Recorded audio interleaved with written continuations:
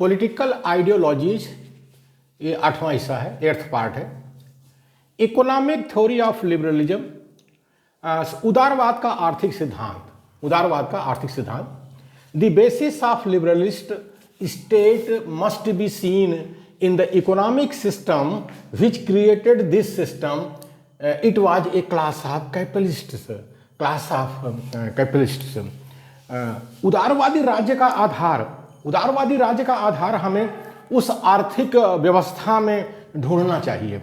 उदारवादी राज्य का आधार हमें उस आर्थिक व्यवस्था में ढूंढना चाहिए जिसने जिसने इसे जन्म दिया, जिसने इसे जन्म दिया। यह वर्ग पूंजीपतियों का वर्ग है। यूरोप के अंदर जब इंडस्ट्रियल रिवोल्यूशन हुआ, औद्योगिक क्रांति हुई, तो एक पूंजीपति वर्ग पैदा हुआ जिसको मध्यम वर्ग कह सकते हैं उसमें, यूरोप के समाज में। क्योंकि तब ऊपर के समाज में जो है राजा रानी राजकुमार सरदार जागीरदार सेनापति थे, तो उसके बाद जो है ये पूंजीपति वर्ग आता है जिसको मध्यम वर्ग कहते हैं। तो उसने उदारवाद का सिद्धांत पन पाया, उसने उदारवाद का सिद्धांत पन पाया।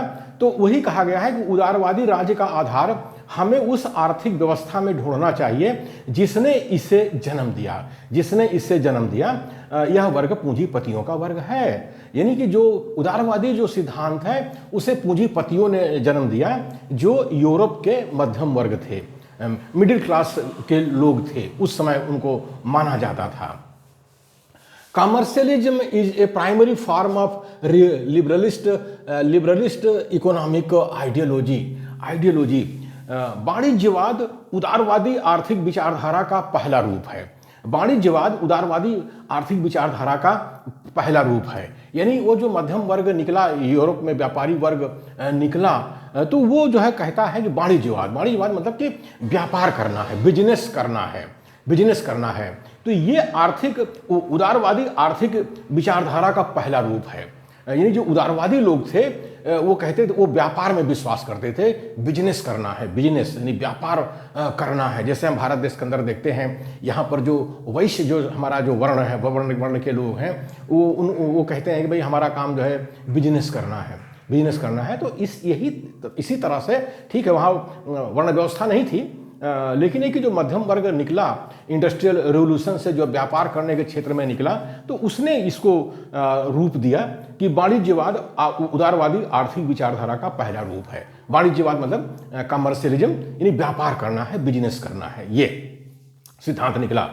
As per commercialism, poor and condemned people are culprit in the social point of view because they are lazy deliberately, they are not hard worker.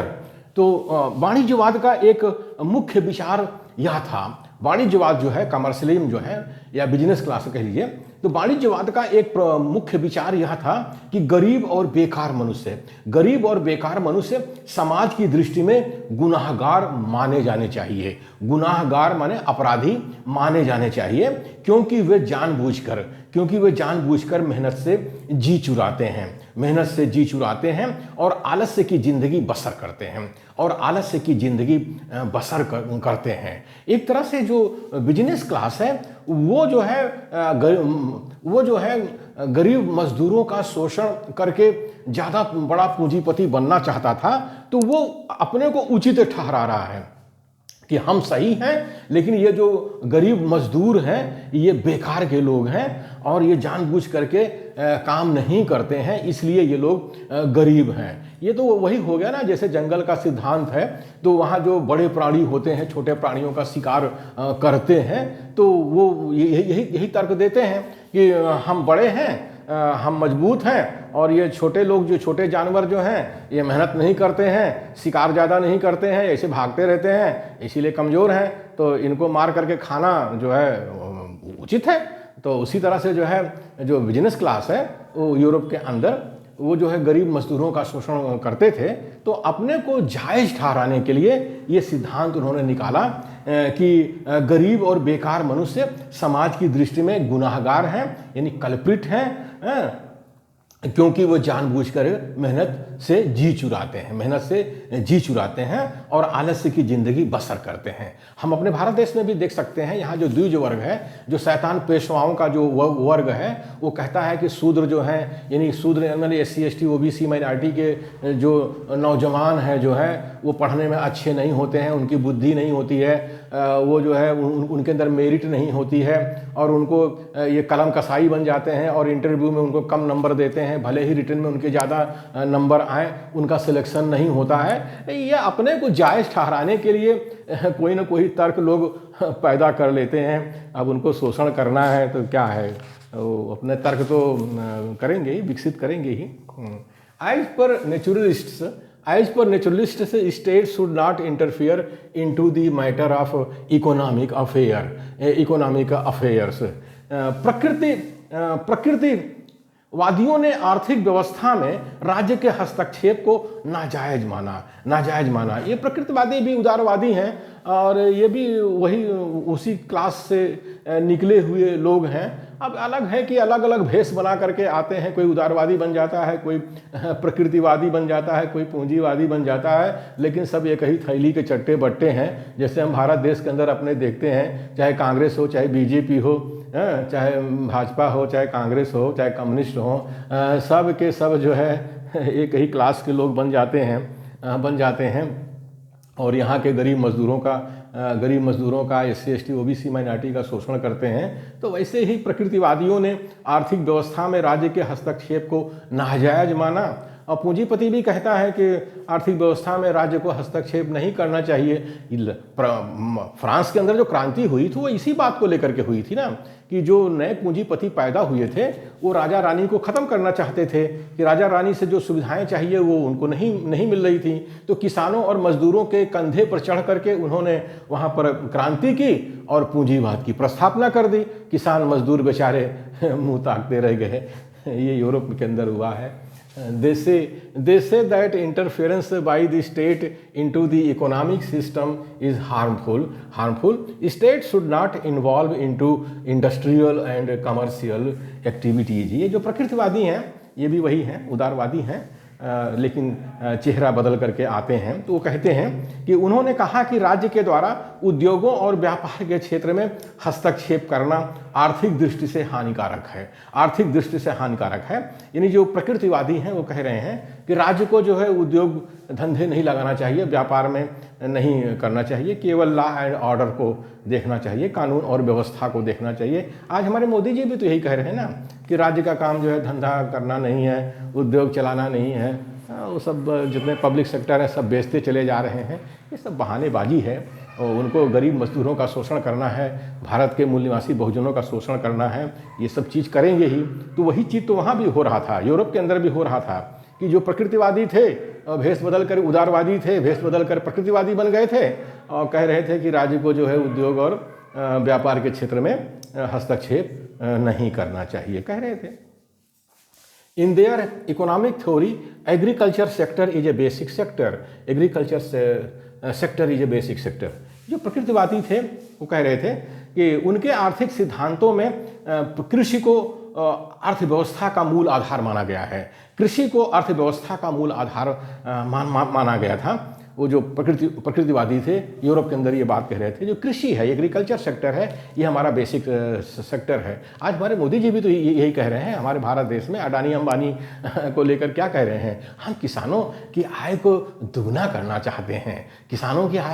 करना चाहते हैं, और जो फूड कॉरपोरेशन ऑफ इंडिया है उसका निजीकरण कर रहे हैं, उसके गोदामों को बेच रहे हैं और निजी क्षेत्र में बनियों का जो है अडानी अंबानी का जो है गोदाम बन रहा है। और जब किसान जो अन्न पैदा करेगा तो वो सस्ता कर देंगे और अपने गोदाम में भर लेंगे, और जब किसान के पास अन्न खत्म हो जाएगा तो फिर उसी अन्न को जो है महंगे दामों में 10 गुना, 100 गुना, 1000 गुना जितना चाहे उतना बेचेंगे।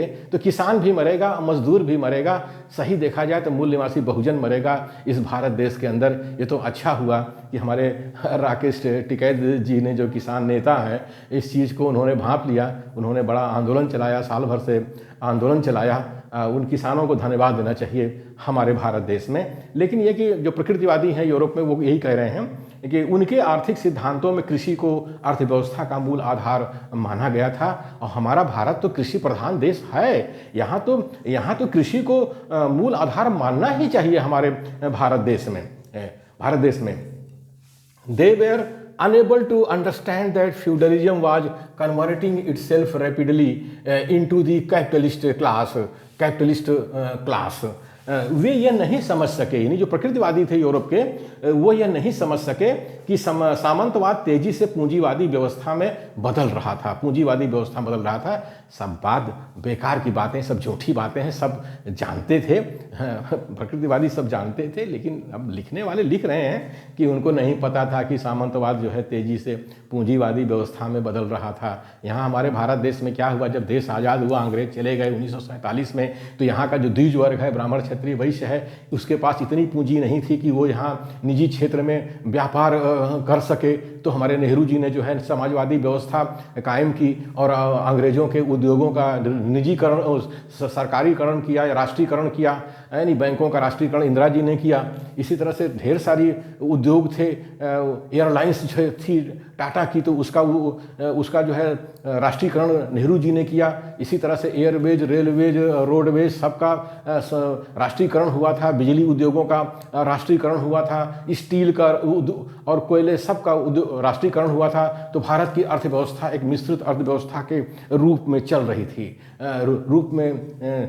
रही थी। लेकिन आज हम 21वीं सदी में क्या देख रहे हैं? आज हम 21वीं सदी में ये देख रहे हैं कि फिर से जो है, जब इनके पास पैसा हो गया, ये आज़ादी के इतने साल बाद में ब्राह्मण क्षत्रिय वैश्य के पास में, तो मंडल आयोग लागू होने के बाद फिर से भारत की अर्थव्यवस्था को जो है निजी क्षेत्र में ले जा रहे हैं, पब्लिक सेक्टर को बेच रहे हैं, क्योंकि SC ST OBC माइनॉरिटी के लोगों को थोड़ा बहुत रोजगार मिलने लगा था इस पब्लिक सेक्टर में, तो फिर से उनको बेरोजगार बनाने का षड्यंत्र हमारे भारत देश में शुरू हो